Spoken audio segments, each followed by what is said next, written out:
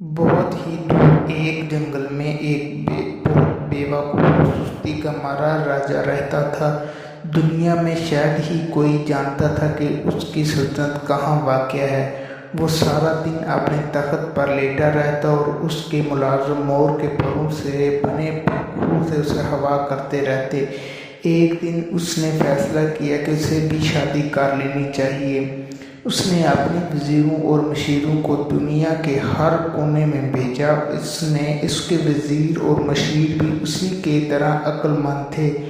اس نے وزیر کو کہا کر بھیجا تھا کہ اس کی بیوی ایسی ہو جو زمین پر بھی چل سکے اور ہوا میں بھی اڑ سکے، جس کی شکل انسانوں جیسی ہو لیکن وہ انسان نہ لگتی ہو، اس کی 4 بازو اور 4 ٹانگیں ہوں۔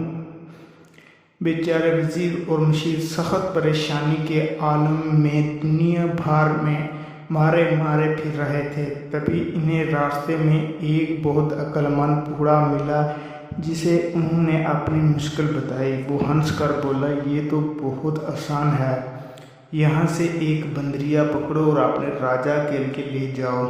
مشیروں وزیروں نے اس کا کہا مانا اور ایسا ہی کیا۔ راجا نے بندریا کو دیکھا تو غصے سے کہنے لگا، تم پاگل ہو، یہ تو بندریا ہے۔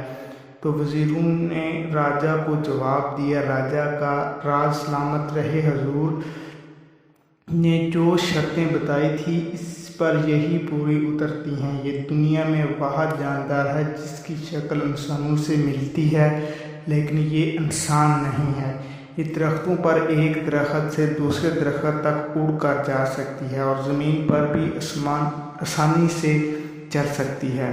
یہ ٹانگوں سے بازوں کا کام لیتی ہے اور بازوں سے ٹانگوں کا، اس لیے اس کی 4 ٹانگیں بھی ہیں اور 4 بازو بھی۔